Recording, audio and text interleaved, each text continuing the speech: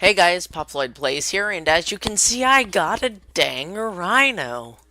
This is the carrier I've been grinding a while for, and it's just amazing in general. So, if you can't see by its size, I'm not zoomed in actually. Alright, right now, I'm zoomed all the way out. This is as far out as you can zoom. If you're a tiny ship, you would be pretty hard to see. Especially one of those fighters. Well, not hard to see, but you guys get the point. So I'm gonna hop on over to our main base, and I'm going to give you guys a detailed interior, exterior view of the Rhino, and check this out.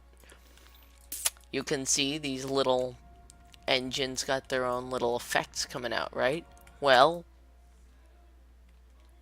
Chewie hit the hyperdrive. Nice. Oh shoot, we're gonna... Okay, good. We didn't smash into it. That would have been... Ah, boy. But I could have gotten a refund if it glitched out anyways. So as you can see, the Rhinoceros, or Rhino, whatever you want to call it, its official name is Rhino in the game, is absolutely massive and has an assortment of good guns, although at one point on its original on its original model, when it looked like an actual Rhino somewhat, it was pretty basic and simplistic, but it had much better turrets, and people used it for sieging a lot because it had things like heavy turrets. I think it had a few railguns even. I don't quite remember what it had. Don't know if it had as many, but I know it had better things in terms of sieging. And oh, someone pulled the Harvest King, as you guys can see down there. Ah, boy, that is... Oh my god. On a server with so many aliens, this is just... You can see the chat's lagging out because of the server lag, and it says 0%, but that's a lie. So... Oh, shoot. Let me jump! Dang it! So this is the pilot's seat, and I'm going to recall fighters for a moment there. This is the pilot's seat. It's just your generic Rhino pilot's seat. And it's on this little observation deck on... If this itself was just a ship, it would be a pretty big ship. I'd say that would be a battleship, maybe a small dreadnought. Like an Avalon-sized dreadnought. It's the name of one of the dreadnoughts in the game, which is actually pretty good, but doesn't have much in terms of health. But that would be a pretty big ship on its own, and you have all of this. Not to mention this, which is just a massive gun. Although, see that's a large cannon shot right there. And it's tiny. Maybe you guys can hear it if I turn it up.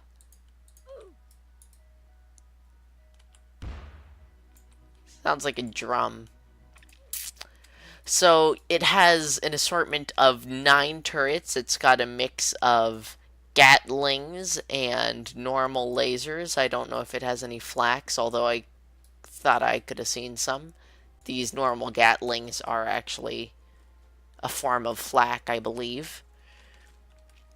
And so this is the pilot's room, which actually leads down into his own little private little fighter bay, right?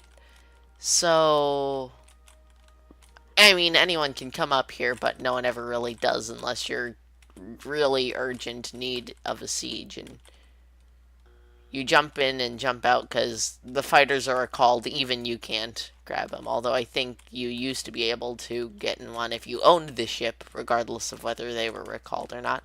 So you can see there is 2 hangar bays, or just one big main hangar in the ship, with a ladder leading to the pilot, and 4 in each bay, all of which, as you can see, I can't get into because the fighters are recalled. And it has these nice little seats so people can come in, and when you warp away, they don't just get flung off to nothingness, or they don't get glued to the ship and glitch out, so they just kind of sit in these seats and wait. and it is actually pretty cool. So you got two little living quarters, and I guess just where everyone does their stuff. Little tiny houses, apartments. Now, the top rooms are just for decoration to make it seem bigger, as far as I can tell, because there's nothing here. I've already been in them. But I think there's some sort of registration or office on one side with room for 2 people. Although, the chairs are a little unevenly spaced, but if you don't have OCD, you're fine. And then living quarters, although not as good as the original Nyx model's living quarters, they're living quarters nonetheless. And it just ends over here. But now let me get to what I believe these are frenzies. The Stormbringer has, I think it is 8 Furies instead of 10 frenzies, because this has overall 10 if you count these two, which people rarely ever use because a lot of people don't realize there's a fighter bay there. So now, if I release the fighters and, oh, there's a servitor getting awful close, someone's going to pull it, Razor Wing over there. But now if I release the fighters and say, get on to one of these fighters, like I am now, the fighter bay opens up, and you're free to do whatever you want. And by whatever you want, probably whatever... Oh, you can see that servitor. It's got some major firepower, right? We ourselves got some pretty decent firepower in these fighters. More damage output than quite a few of the other fighter types, although it's pretty mediocre and universal rounded fighter in general. It's only got 50 shields, but it does have 110 hull, whereas I believe the Furies have 125 or 150 hull or shields and only 50 hull. They're pretty much the opposite of a Fury. Actually, we have, or a Frenzy, I mean. Actually, we have Furies up in our Starbase's hangar. Oh, nice! Someone killed the dang servitor. I am genuinely surprised. But what I'm going to be even more shocked of is if somehow, just somehow, I'm able to actually loot a servitor. Which I can't. You should be able to loot in fighters, honestly. The fighter should be able to go up and loot the thing, and it would all get inside the main Rhino's cargo hold, which it actually does have a pretty high cargo hold, and crap, if you look there, the Harvest King is moving about. They haven't killed him yet. Could do some nice little spins and turns and stuff, but they're best used for sieges and base defense. You shouldn't just take a Rhino out for PvP unless it was on a private server or something. Or, say, like, I'm on a private server right now, but that dang serv is trying to kill my Rhino. Now, by the way, if you didn't see the health of the Rhino when I was in the pilot seat, that can actually tank some hits for a pretty long while. It has 6,000 something shields and I think 6,000 something hull, so we can just let it sit there for a while. We can afford to wait. So I'm going to show you what this servitor, what its overall damage output is, and since it's shooting lasers, it's going to deal much, much less damage if it manages to get me on hull, which I don't think it will. But if it somehow manages to get me on hull, then I don't know, well, we'll see. By the way, this is a servitor up close. Just doing that for you guys. The Razor Wing's fighting. Nice to see that. Our base is fighting. I think it's fully upgraded. And yeah, now I'm going to go check after all that bombardment. Honestly, it looks like the Starbase is some weird ship. Or tail thing docked to my big ship, but now we're going to go check on our health to see how much we've tanked and how much health we're at. And I think Rhino has pretty decent damage resistance anyways. Not sure if damage resistance applies to shield or hull, and that's gonna teleport. Yep, it snaps back. Not quite sure how damage resistance works, but I'm just gonna say I think it. Look at that. That servitor, you very well saw the barrage it let out on me, and it didn't do almost anything. Did you just... You did not. Oh, crap, there's two servitors. Let's see if any of my turrets are... Oh, yeah, nice. I'm actually genuinely surprised that some of my turrets are in range.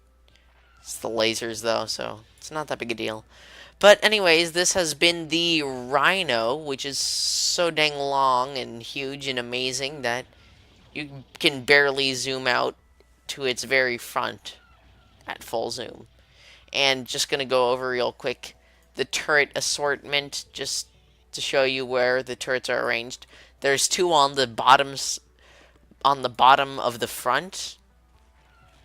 Like the front bottom. Ooh, we got a warlock out. And oh boy, look at me just tanking that damage. 4 up here, 1 in the back for, I assume, chasing, and 3 up here for pretty much just overall combat capability. We've got 1 mounted on the front and 2 mounted on the top sides of the front, and that's about it. You have overall 9 total turrets, and I would recommend. I hear people saying crap about Rhino all the time, but they just jelly or something. I don't know. But I would recommend, honestly, I would have to recommend, if you didn't want the Rhino, I would say a Revelation or a Stormbringer would be good. The Nimitz is more just for backup fighters when you die. The Borealis isn't as good as the Nyx, even though it's more expensive, which a lot of people would say it's better than the Nyx because of its fighter count, but I've checked the overall damage output and it deals just under what the Nyx has, and it has less health anyways. I do count fighters, by the way, when I compare carriers' firepower. I do count their fighters. But yeah, that's about gonna have to wrap it up for the Rhino ship review, which I know there's probably been a dozen other ones, but I felt like doing one since I just got one. And if you play Galaxy, if you don't, I would recommend playing Galaxy. It's a good game. But anyways, guys, Pop Floyd signing out. Oh wait, what? Alright. Pop Floyd signing out. See you next time.